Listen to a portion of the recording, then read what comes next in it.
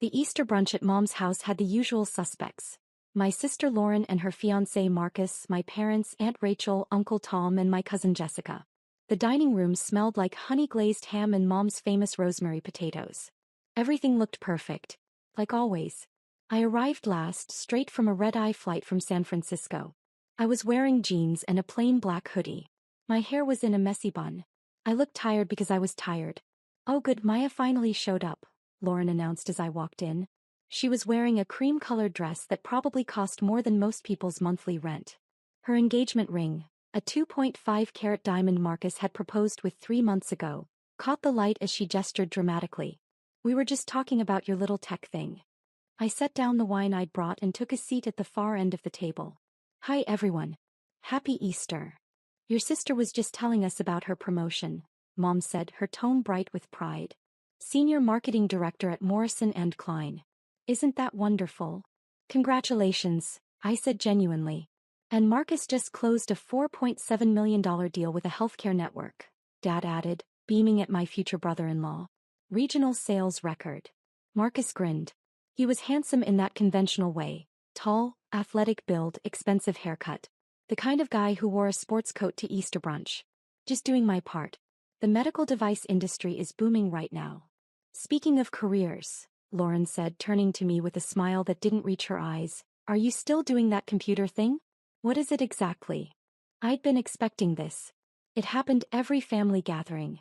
"Cybersecurity. I run a company." Lauren laughed. It wasn't a mean laugh exactly. It was worse. It was dismissive. Amused. Like I just told her I was a professional unicorn trainer. "Right. Your company." She made air quotes. "Mom, didn't Maya say the same thing 3 years ago? 5 years ago?" "I think it's nice that Maya has hobbies," Aunt Rachel said kindly. "Not everyone needs a corporate career." "It's not a hobby," I said quietly. "It's a business." "Come on, Maya." Lauren leaned back in her chair, wine glass in hand. "Stop playing CEO. It's embarrassing. You're 34 years old, you work from coffee shops in your apartment, you don't have an office, you barely talk about what you do. That's not a real company. That's a side hustle at best." The table went quiet. Not uncomfortable quiet. Agreeing quiet. "Your sister has a point," Dad said carefully. "We worry about you. No benefits, no retirement plan, no stability. At some point you need to think about your future." "I have thought about it." "Have you?" Mom's voice was gentle but concerned. "Honey, we love you. But this tech thing you've been doing for years.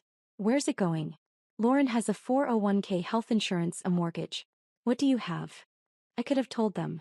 Right then. I could have pulled out my phone and shown them the Forbes article from 6 months ago. The TechCrunch feature from last year. The business valuation documents sitting in my lawyer's office. But I didn't. "I'm doing fine," I said instead. "Fine isn't great," Uncle Tom interjected. "You know, my buddy's company is hiring. Entry-level IT support. I could get you an interview. Benefits start day 1. "That's thoughtful, but I'm good." Lauren set down her wine glass with a soft clink. "Maya, listen. I'm saying this because I love you. You need to stop pretending you're running some big tech company. It's delusional. Marcus works in the real business world. He meets actual CEOs. People with offices, employees, investors. What you're doing. It's embarrassing. For you and honestly for us." Marcus shifted uncomfortably but said nothing. "I think we should change the subject," I said. "No, let's not." Lauren was on a roll now, fueled by wine and the captive audience. "Every year it's the same thing. I'm working on my business. I'm building something." "Building what, Maya?" "You live in a 1-bedroom apartment in Austin. You drive a 10-year-old Honda Civic. You dress like a college student. Where's this big success you keep talking about?" "I never said I was successful." "Exactly. Because you're not. And that's fine. Most startups fail. But you have to know when to quit. Get a real job. Join the adult world. Stop playing entrepreneur." Everyone nodded. Even Jessica, who usually stayed out of family drama, was looking at me with pity. "Marcus, back me up here," Lauren said, squeezing his hand. "You work with tech vendors all the time. Tell Maya what real companies look like." Marcus cleared his throat. "I mean, yeah. Real companies have infrastructure. Headquarters. Legal teams. HR departments. If Maya's been doing this for 5 years and we've never seen any evidence of growth." He trailed off with a shrug. See. Lauren looked triumphant. Even Marcus agrees. It's time to grow up, little sister. I stood up slowly. Every eye turned to me. I need to use the restroom, I said. I walked down the hallway to the bathroom, locked the door, and stared at myself in the mirror. My reflection looked exactly like what they thought I was. Tired, ordinary, unsuccessful. My phone buzzed. A text from my CEO, Jennifer. Jennifer, board meeting still on for Thursday? Salesforce wants to move up the Q2 presentation. Me, confirmed. I'll be back Tuesday night. Jennifer, how's the family thing? Me, same as always. Jennifer, you could just tell them. Me, where's the fun in that? I splashed water on my face, took a breath, and went back to the dining room. The rest of brunch was fine. They moved on to other topics. Marcus and Lauren's wedding plans, Dad's golf game, Mom's book club. I ate my ham, smiled when appropriate, and left as soon as was polite. As I walked to my car, Lauren caught up with me in the driveway. Hey, she said, her voice softer now. I wasn't trying to be mean in there. I know. I just worry about you. We all do. You're smart, Maya. You could do so much more than whatever it is you're doing now. I unlocked my car. I appreciate the concern. Marcus has connections. If you want, I can ask him to introduce you to some people. Get you interviews. Real ones at real companies. That's kind of you, but I'm okay. She sighed. You're stubborn. You always have been. Just think about it, okay? Stop playing CEO and start actually building a life. I got in my car and drove away. The thing is, they weren't entirely wrong to be concerned. 7 years ago, I had been exactly what they thought I was. A struggling entrepreneur with more ambition than sense. Burning through my savings, working 90-hour weeks in coffee shops in my apartment. I'd started Sentinel Systems in 2018 with $47,000. My entire savings, cashed out 401k, and a loan from a friend who believed in me when no one else did. The company's mission was simple. Provide enterprise-level cybersecurity solutions for mid-market companies that couldn't afford the big players like CrowdStrike or Palo Alto Networks. The first 2 years were brutal. I lived on ramen and coffee. I taught myself to code at 3 a.m. I made cold calls until my voice went hoarse. I pitched to 147 investors and got rejected by all of them. Then in 2020, everything changed. A mid-sized healthcare company in Dallas got hit by a ransomware attack. Their existing security system, expensive, top-tier, recommended by every consultant, had failed completely. They were desperate. They hired me as a last resort, probably because I was cheap. I rebuilt their entire security infrastructure in 6 weeks. Not only did I recover their encrypted data, I identified the vulnerability that had let the attackers in. A flaw in their vendor's software that was affecting thousands of other companies. I reported it. The vendor fixed it. And suddenly, I wasn't just another failed startup founder. I was the woman who'd found a critical security flaw that could have compromised half the healthcare industry. The clients came flooding in. By 2021, Sentinel Systems had 43 employees and $12 million in revenue. By 2022, we'd grown to 180 employees and $47 million in revenue. By 2023, we hit 340 employees and $94 million in revenue. This year, 2025, we were on track for $180 million in revenue with 520 employees across offices in Austin, San Francisco, and Denver. Forbes had called me the quiet giant of cybersecurity. TechCrunch wrote, while everyone was watching the flashy AI startups, Maya Chin built a $180 million empire in silence. But I never told my family. Not because I was hiding it exactly. I just wanted to see how long it would take them to notice. Or care enough to ask questions instead of making assumptions. Lauren thought I worked from coffee shops. I did sometimes, as I could. Because the beauty of building a distributed company was that I could run board meetings from anywhere. But our Austin headquarters occupied 4 floors of a building downtown. We had a full-time security staff, a world-class engineering team, and clients that included 3 Fortune 500 companies. I drove a 10-year-old Honda Civic because I loved that car. It was reliable. Why would I replace something that worked perfectly? I dressed in hoodies and jeans because suits felt like costumes. My investors didn't care what I wore. My clients didn't care what I wore. The only people who cared were people like Lauren, for whom appearance meant more than substance. And yes, I lived in a 1-bedroom apartment. A very nice 1-bedroom apartment that I owned outright, mortgage-free, in a building with a view of Lady Bird Lake. But they'd never asked to see it, so they'd never know. The truth was, I could have told them years ago. But their assumptions had become a kind of test. If they really cared about me, about what I was doing, about my life, they'd ask real questions. They'd Google my name. They'd show actual interest. They never did. 3 days after Easter, on a Wednesday morning, I was in our boardroom for final interviews. We were hiring for 3 senior positions: VP of Engineering, Head of Sales, and Director of Strategic Partnerships. The boardroom was on the 4th floor of our headquarters. Floor-to-ceiling windows overlooked downtown Austin. The walls were decorated with our company values, patents we'd earned, and a framed Forbes 30 Under 30 award from 2021 with my face on it. Jennifer, my CEO, sat to my right. Marcus Williams, our head of HR, no relation to my future brother-in-law, sat to my left. We'd already interviewed 2 candidates that morning. Next up is Marcus Porter, Jennifer said, glancing at her tablet. Applying for Director of Strategic Partnerships. Background in medical device sales. Impressive numbers.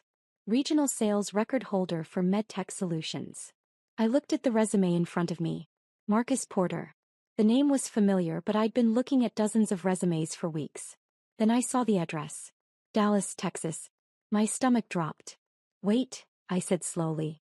MedTech Solutions? That's Lauren's fiancé's company. Jennifer's eyes widened.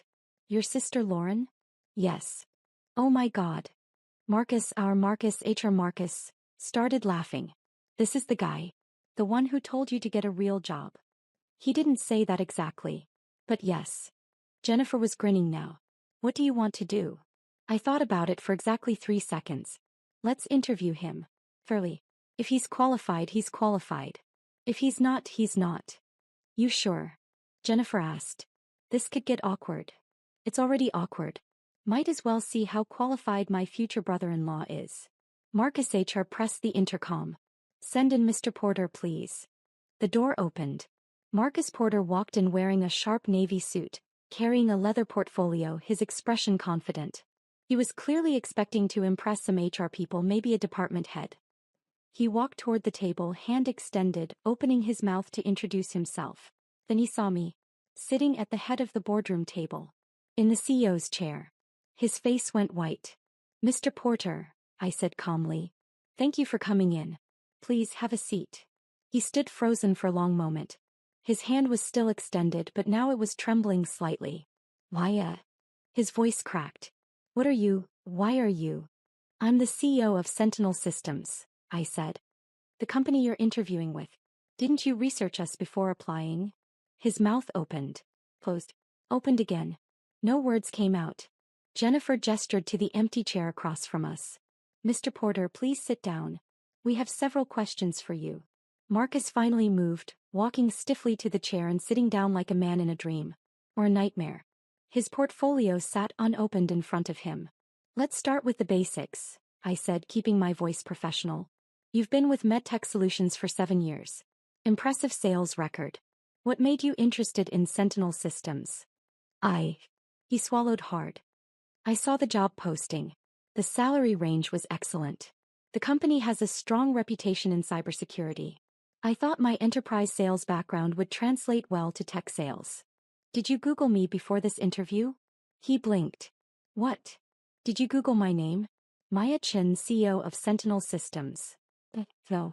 I looked at the company website. I saw there was a CEO, but I didn't. He trailed off, staring at the Forbes 30 Under 30 award on the wall behind Maine. That's me, I confirmed. 2021. Same year we hit our first $10 million in revenue. His face had gone from white to red. Maya, I'm so sorry. At Easter I didn't know. Let's keep this professional, I interrupted. Tell me about your biggest sales achievement. He tried to refocus, but his hands were shaking. Last quarter I closed a $4.7 million deal with a regional healthcare network. Multi-year contract.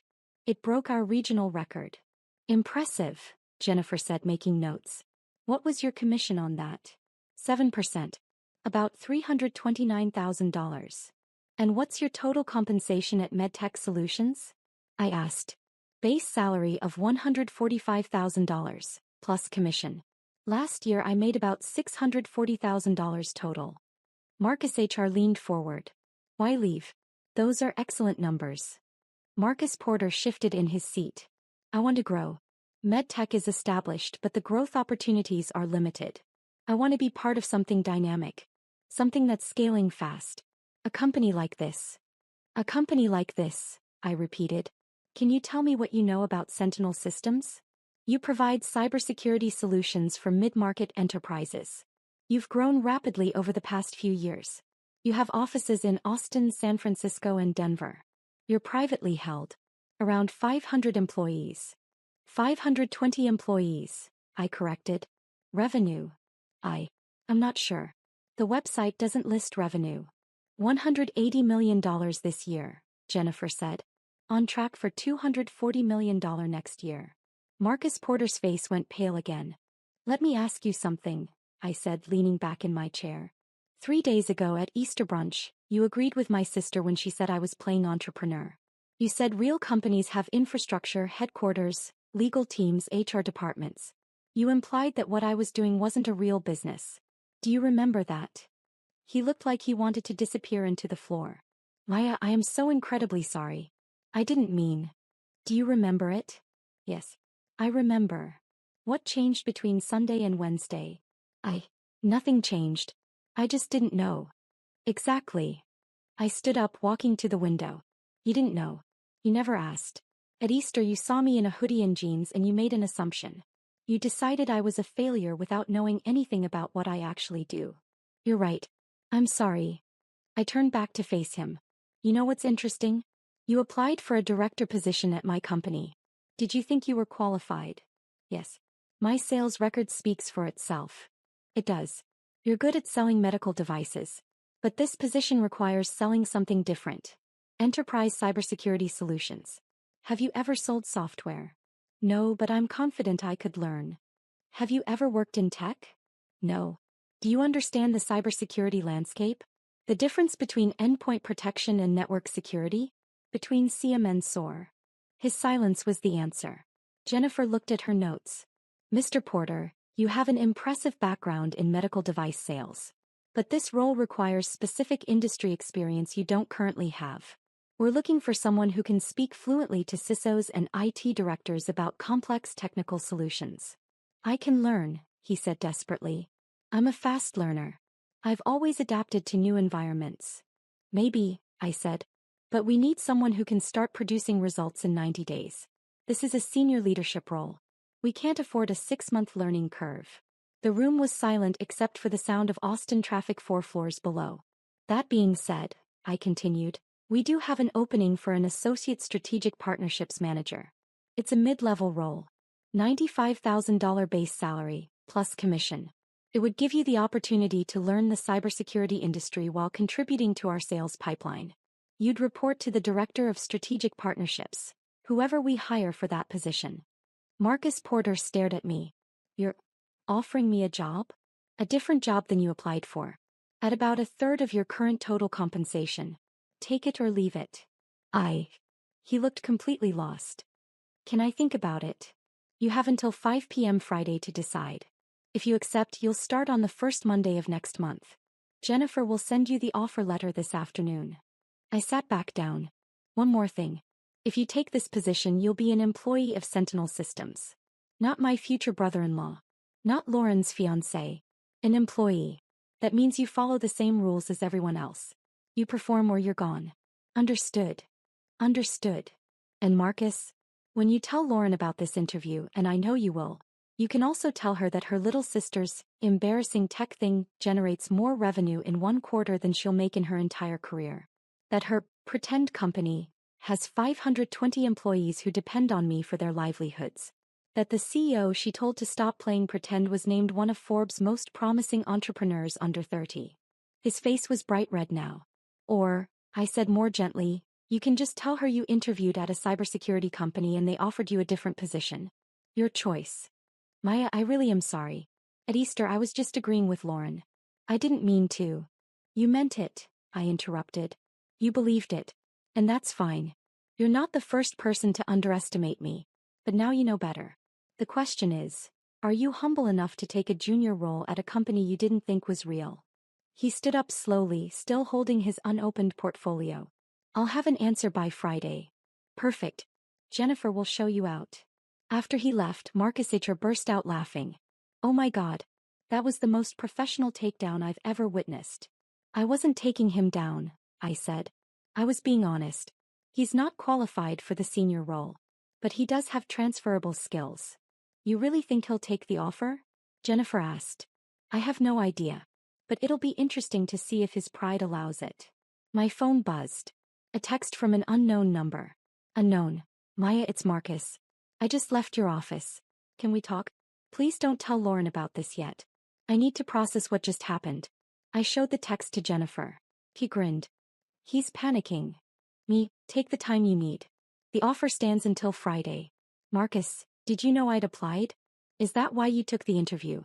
Me, I didn't know until this morning. But once I knew, I wanted to give you a fair chance. Despite what happened at Easter. Marcus, I don't know what to say. Me, say you'll think about the offer. That's all I'm asking. Marcus, I will. And Maya? I really am sorry. Thursday morning I was in back-to-back meetings. Financial review at 9 a.m., product roadmap discussion at 10:30, lunch with a potential investor at noon, board presentation prep at 2 p.m. My phone kept buzzing. I ignored it until my 2 p.m. meeting ended. 16 missed calls from Lauren. 23 text messages. I scrolled through them. Lauren, why is Marcus acting weird? Lauren, he came home yesterday completely pale. Won't tell me what happened.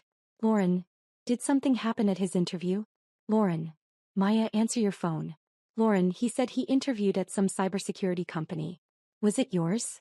Lauren, Lauren, I just Googled you. Lauren, I just Googled your company. Lauren, $180 million revenue? Lauren, Forbes 30 under 30? Lauren, why didn't you tell us? Lauren, Mom and Dad don't know. I called them. They had no idea. Lauren, call me back right now. I stared at the messages for a long moment. Then I called her. She answered on the first ring. Maya. Oh my God, why didn't you tell us? Hi, Lauren. Hi. That's all you have to say? I just spent the last hour reading articles about you. Forbes, TechCrunch, Business Insider. You're famous. I'm not famous. I'm just successful. Just successful? Just successful? Maya, your company is worth $180 million. That's revenue, not valuation. The valuation is closer to $850 million. She made a sound like a strangled gasp. 800. Maya, I told you to get a real job. At Easter. 3 days ago. I told you to stop playing Sue. I remember. And you didn't say anything. You just sat there and let us think you were, I don't know, doing freelance IT support or something. You never asked what I actually did. You just assumed. There was a long pause. Marcus interviewed at your company. He did. You interviewed him. You're his potential boss. I am. Oh my God. She sounded genuinely distressed now. Maya, he came home and locked himself in the study for 3 hours. He won't talk to me. What happened? I can't discuss personnel matters, Lauren. That's between Marcus and me. You offered him a job? I offered him a position, yes. Different from what he applied for. He has until tomorrow to decide. What position? Associate Strategic Partnerships Manager. Another pause. That's not a director role. No, it's not. Marcus applied for a senior leadership position he wasn't qualified for. But he has transferable skills, so I offered him a mid-level role where he could learn and grow. At what salary? I can't discuss that with you. If Marcus wants to share those details, that's his choice. Why? Her voice was strained now. He makes over $600,000 a year at MedTech Solutions. If you lowballed him, I swear. I made him a fair offer based on his qualifications for the role. If he doesn't like it, he doesn't have to take it. This is revenge, isn't it? For what we said at Easter. Lauren, I interviewed 15 people this week. I offered Marcus a position because he has potential, despite having zero experience in cybersecurity. I could have just rejected his application. Would that have been better? She was quiet for a moment. I called Mom. He's freaking out. She wants you to come to dinner this weekend. I'm flying to San Francisco tomorrow. I'll be gone for a week. Maya, please. We need to talk about this. As a family. There's nothing to talk about. You made assumptions. You were wrong. That's it. That's not it. She sounded close to tears now. I feel like an idiot. I told you to stop playing entrepreneur. I said your business was embarrassing. Everyone agreed with me. They did. And you knew the whole time. You knew you were successful and you just let us think you were failing. I didn't let you think anything. You chose to think it. Without ever asking a single real question about my work. That's not fair. Isn't it? When's the last time you asked about my company, Lauren? Not to mock it, but to genuinely understand what I do. Silence. You've never asked, I continued. None of you have. For 7 years I've been building something incredible. I've created jobs for 520 people. I've protected hospitals, banks, and schools from cyber attacks. I've built something that matters. And not once, did any of you care enough to ask real questions. We cared, she said weakly. You cared about appearances. About whether I had the right job title, the right car, the right apartment. You didn't care about what I was actually doing. Maya, I'm sorry. We're all sorry. Please come to dinner this weekend. Let us make this right. I have work, Lauren. That's what happens when you actually run a real company. I hung up. Friday afternoon at 4:47 p.m., Marcus Porter sent his response. Marcus, I'm accepting the offer. I start May 6th. Thank you for the opportunity. Me, welcome to Sentinel Systems. HR will reach out with onboarding details. Marcus, can I ask you something? Me, go ahead. Marcus, why give me a chance? After Easter you could have just rejected my application. I would have deserved it. Me, because you're good at what you do. And being wrong about someone doesn't mean you can't learn to be better. Everyone deserves a second chance, if they're willing to work for it. Marcus, I won't let you down. Me, I know. See you May 6th. 10 minutes later, Lauren called again. I let it go to voicemail. Lauren, Marcus told me he took the job. I don't know what to say. Thank you for giving him a chance even though we didn't deserve it. Mom wants to throw you a celebration dinner. Dad wants to talk to you about investments. Everyone's talking about you. The whole family is calling asking why we didn't know. I told them we never bothered to ask. Maya, I'm really sorry. Please call me back. I deleted the voicemail. 2 weeks later I was in San Francisco giving the keynote speech at Tech Week 2025. The conference hall held 3,000 people. Every seat was filled. 7 years ago, I told the audience, I was working out of a coffee shop with $47,000 and a dream. Today, Sentinel Systems protects over 400 enterprise clients and generates $180 million in annual revenue. People ask me, what's the secret? How did you scale so fast? I clicked to the next slide. The secret is simple. I stopped listening to people who underestimated me. I stopped waiting for permission to be successful. I stopped playing small to make other people comfortable. The audience applauded. There will always be people who doubt you. Family, friends, colleagues. People who look at you and see what you're not instead of what you could be. You can spend your energy trying to prove them wrong. Or you can spend your energy building something so undeniable that their opinions become irrelevant. More applause. I chose the latter. And so can you. After the keynote, I did a press interview with Forbes. The journalist asked me about my family. They're supportive, I said diplomatically. They always have been. It was a lie. But it was the kind of lie that kept family dinners from becoming complete disasters. Marcus Porter started at Sentinel Systems on May 6th. He was quiet, professional, and worked harder than anyone in his department. He never mentioned Easter. Neither did I. Lauren sent weekly text messages. I responded to about half of them. Mom left voicemails about catching up and celebrating my success. I ignored most of them. Dad emailed me about investment opportunities. I forwarded them to my financial advisor without responding. The truth was, I didn't need their validation anymore. I'd stopped needing it somewhere around year 3 when I realized that the people who truly mattered, my employees, my investors, my clients, already saw me for who I was. But there was one person who deserved to know the full story. 3 months after Easter, I flew to Portland to visit Rebecca Chin.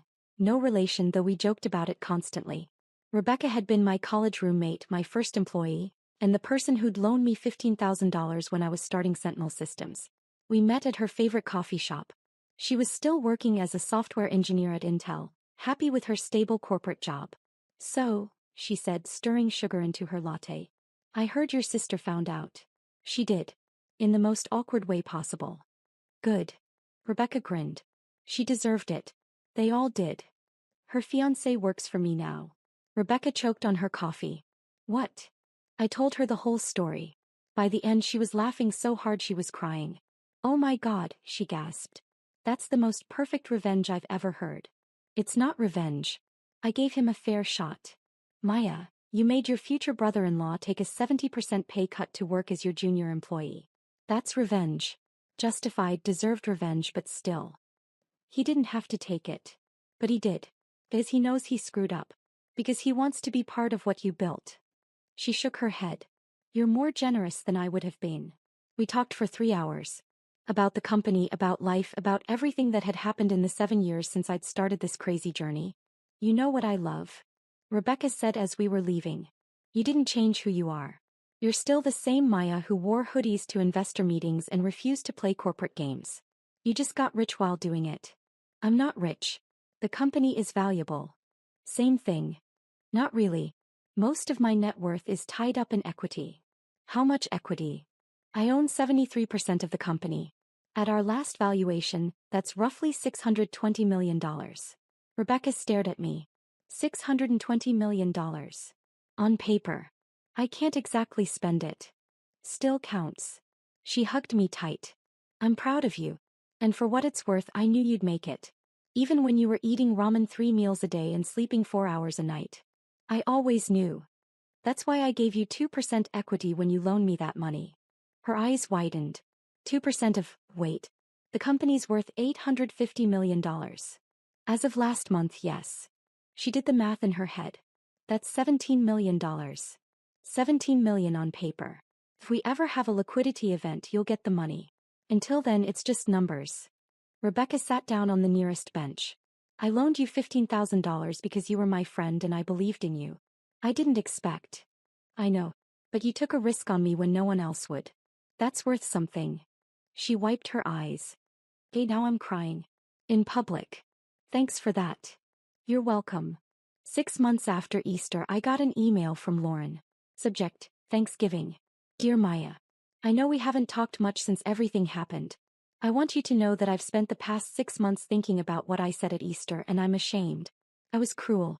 I was dismissive. I treated your work like it didn't matter because it didn't fit my narrow definition of success. You deserved better from me, from all of us.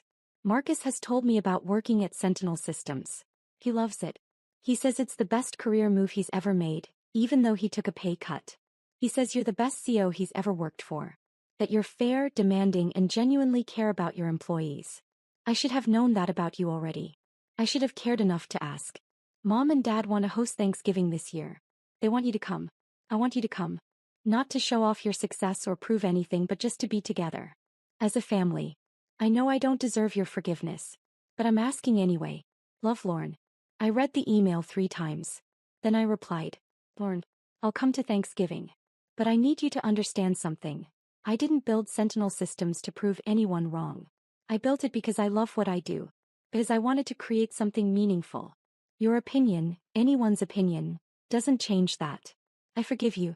Not because you asked, but because holding on to anger takes energy I'd rather spend building my company. See you at Thanksgiving. Maya." Thanksgiving was different. I arrived in jeans and a hoodie because some things never change, but this time no one commented. Lauren hugged me at the door. Mom cried. Dad shook my hand with something that looked like respect. Marcus was there too, looking more relaxed than I'd ever seen him at a family gathering. Over dinner they asked real questions. About the company, about cybersecurity, about what I actually did all day. I answered honestly. No showboating, no proving points. Just facts. "I still can't believe we didn't know," Aunt Rachel said. 520 employees. $180 million in revenue. And you never said a word. "You never asked," I said simply. "But that's okay. Not everyone needs to understand what I do." "We want to understand now," Mom said quietly. "Then ask questions. Real ones. Not, when are you getting a real job? But, what problem is your company solving? Not, why don't you have an office? But, how does your business model work? Ask because you care, not because you're checking boxes." Dad nodded slowly. "Fair enough. So what problem is Sentinel Systems solving?" I smiled. And I told them. 2 years later, Sentinel Systems was acquired by Cisco for $2.3 billion. I retained 73% equity, which translated to roughly $1.68 billion after taxes. I kept the company operating independently. Kept all 520 employees. Kept the culture we'd built. Rebecca Chin retired at 38 with $46 million from her 2% equity stake.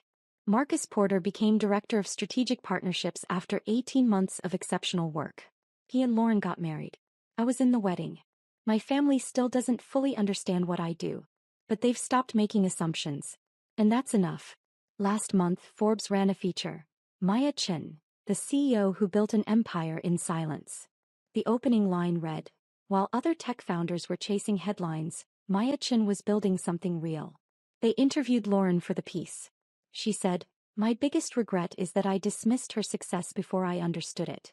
She taught me that quiet confidence is more powerful than loud criticism." I framed that quote and put it in my office. Not because I needed the validation, but because it was true.